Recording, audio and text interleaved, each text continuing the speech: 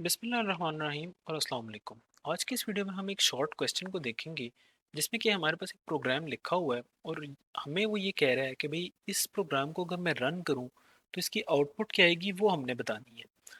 ठीक है, अब इस प्रोग्राम को जब भी इस तरह का आपके पास कोई प्रोग्राम आ जाता है इसमें कि कोड लिखा होता है और आपने उसकी आउटपुट बतानी है, तो आपने हमेशा करना ये है कि आपने लाइन बाय लाइन पढ़ते जाना है उसको और हर चीज़ का ध्यान रखते हुए ये भी देखना है साथ कि भाई कोई ऐसा तो नहीं कि कहीं पे कोई कंपाइल एरर आ जाए, वो चले ही ना प्रोग्राम। इस तरह का कोई ट्रिक क्वेश्चन भी हो सकता है, तो आपने उसको बता देना है कि भाई ये तो कंपाइल ही नहीं होगा प्रोग्राम।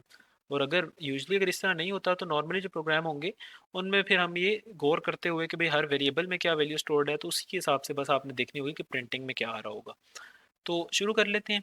सबसे पहले हमारे पास जो है लिखा हुआ है hash include S T D I O dot H. ठीक है, इस वाली लाइन को पढ़ के मुझे ये पता लग गया कि अब कोड के अंदर प्रिंट एफ और स्कैन एफ के जो फंक्शंस हैं ना उनको हम यूज़ कर सकते हैं। अगर ये ना दिया होता और वैसे प्रिंट एफ और स्कैन एफ के फंक्शन यूज़ हो रहे होते तो हम लिख देते सिंपली कि भाई ये तो कंपाइल एरर आ जाएगा क्योंकि इसकी लाइब्रेरी ही इंक्लूड नहीं हुई हुई।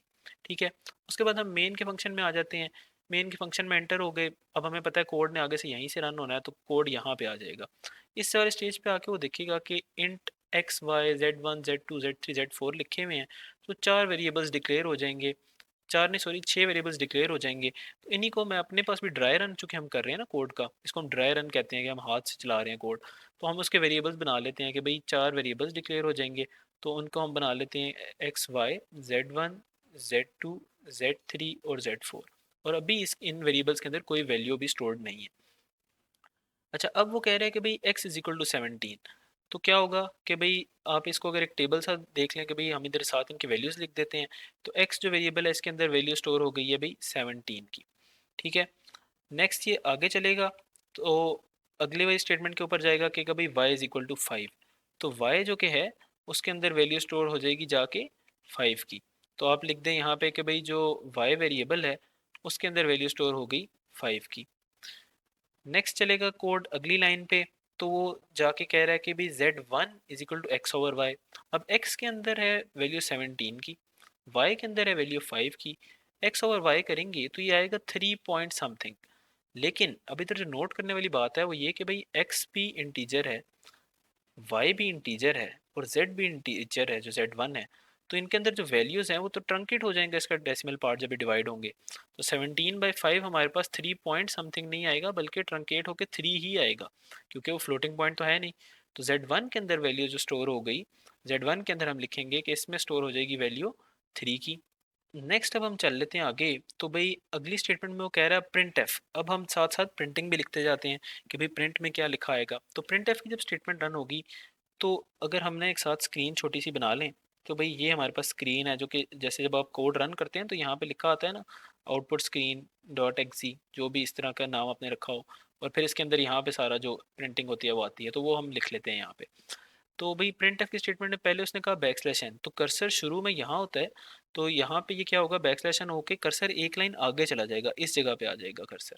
ठीक है, अब वो कह रहे हैं कि जेड वन इक्वल टू, तो इस लाइन पे अब हम लिखा आएगा कि जेड वन इक्वल टू, आगे लिखा हुआ है जी परसेंटेज डी। परसेंटेज डी के आगे वेरिएबल दिया है जेड वन, तो जेड वन में जो वैल्यू है वो इसकी जगह पे प्रिंट हो जाएगी। तो जेड वन में हमारे पास इस टाइम पे जो वैल्यू स्टोर्ड है वो है 3, तो यहाँ पे लिखा आ जाएगा Z one is equal to 3। अभी आगे चलते हैं। अब वो कह रहे हैं कि Z two is equal to X percentage Y. तो Z2 में क्या करना है, x और y का रिमाइंडर डाल देना है। तो हम वापस आते हैं, देखते हैं कि x परसेंटेज y क्या बनेगा।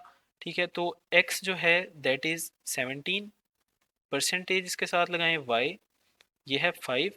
तो 17/5 का रिमाइंडर निकालना है, तो अच्छा जी 17 है, 5 से डिवाइड हो रहा है तो 5 3 ज़ार 15 आ जाएगा, रिमाइंडर बचेगा 2 का। तो इसका मतलब ये हुआ कि भाई x परसेंटेज y जो इस स्टेप पे है इसका आंसर आएगा 2।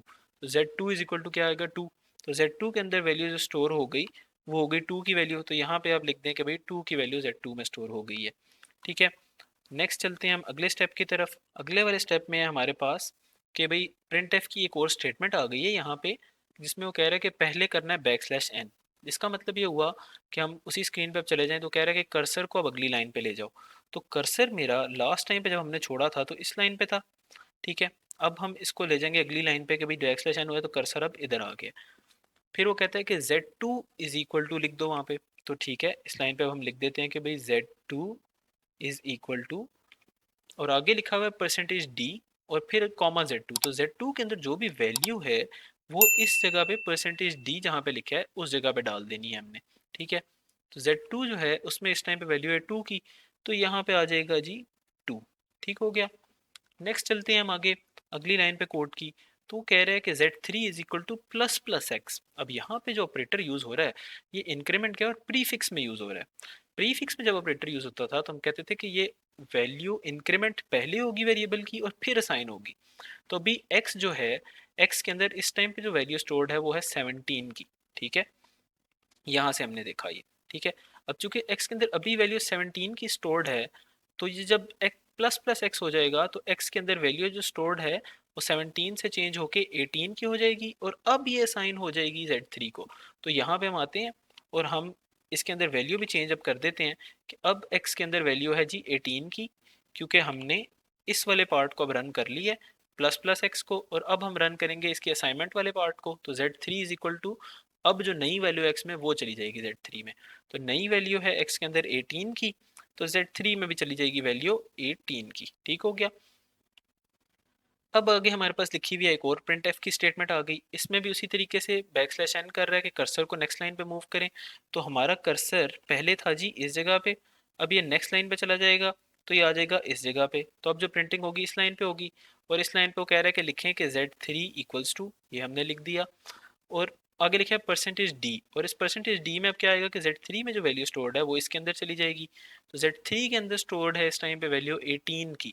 ठीक है, तो इसके अंदर जो है ना वैल्यू चली जाएगी 18 की, तो यहाँ पे अब लिखा आ जाएगा 18। सही है।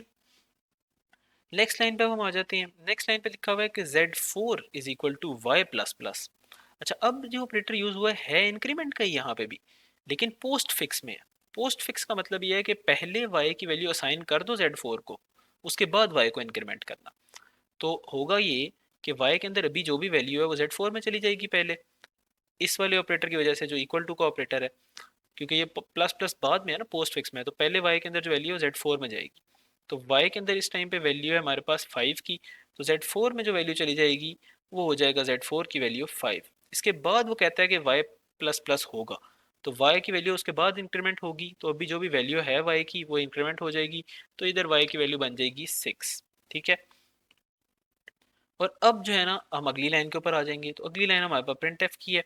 वो फिर से कह रहा है बैक स्लैश एन, तो कर्सर को अगली लाइन पे पहले मूव कराएं। तो कर्सर हमारा लास्ट टाइम यहाँ पे हमने छोड़ा था ना, तो ये कर्सर जब मूव होगा तो मूव होके आ जाएगा अगली लाइन पे इस जगह के ऊपर। ठीक है, अब इस जगह के ऊपर आ गया कर्सर हमारा। इधर हमने अब लिखना है कि Z4 इज इक्वल टू, तो इधर प्रिंट में भी आ जाएगा कि Z4 इज इक्वल टू, और फिर आगे लिखा हुआ है परसेंटेज डी।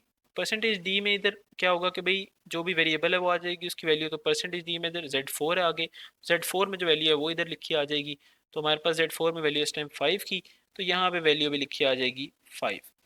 तो जब भी इस ये वाला प्रोग्राम रन होगा तो हमने ड्राई रन करके ये देख लिया कि जो हमारी आउटपुट आएगी वो इस किस्म की आएगी कि पहली लाइन उसकी एम्प्टी होगी यहाँ पे, उसके बाद आएगा Z1 is equal to 3, Z2 is equal to 2, Z3 is equal to 18, Z4 is equal to 5। अब इसी को वैसे तो यूजली जब आप एग्जाम्स में रन करेंगे अपने कोड को ड्राई रन में इस तरह से, तो आपके पास वहाँ पे ये फैसिलिटी नहीं होगी कि आप एक कंप्यूटर के ऊपर रन करके देख लें। लेकिन फिलहाल तो अभी हम कोड को समझ रहे हैं ना, तो हमने एक ड्राई रन किया। इसी तरीके से हम इसको बस वेरीफाई आपको करवाने के लिए मैं ये चीज़ जो है ना आपको अभी स्क्रीन पे भी दिखाता हूँ। तो यही कोड मैंने जो है ना इसमें भी जाके लिखा हुआ है जो है ना डेव सी प्लस प्लस में, और हम इसको अब रन करेंगे और देखेंगे कि भाई जो आउटपुट हमने निकाली है क्या हम दोनों ने मिल के, आपने और मैंने, वो सही आउटपुट निकाली है। तो हम इसको रन करते हैं। तो बिल्कुल देखें उसी तरीके से है कि भाई पहली वाली लाइन एम्प्टी है, उसके बाद Z1 is equal to 3, Z2 is equal to 2, Z3 is equal to 18 और Z4 इज इक्वल टू 5 आ रहा है। अब ये चीज़ आप याद रखें कि ये वाली फैसिलिटी एग्जाम्स में नहीं होगी, या जब आप अपना कोई भी जो है ना वो क्विज कर रहे होंगे उसमें आपके पास नहीं होगा कि भाई आप ड्राई रन के लिए ये आप यूज़ कर सकें।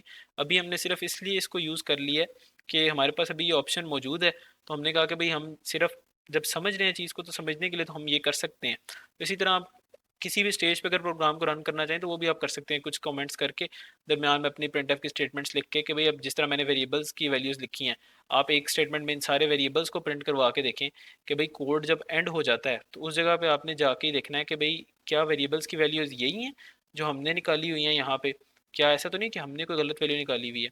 इस तरह की चीज़ समझने के लिए जो है ना आप कंपाइलर का यूज़ कर सकते हैं, और ये आपकी अंडरस्टैंडिंग को बेहतर करने में बड़ा फ़ायदेमंद होगा।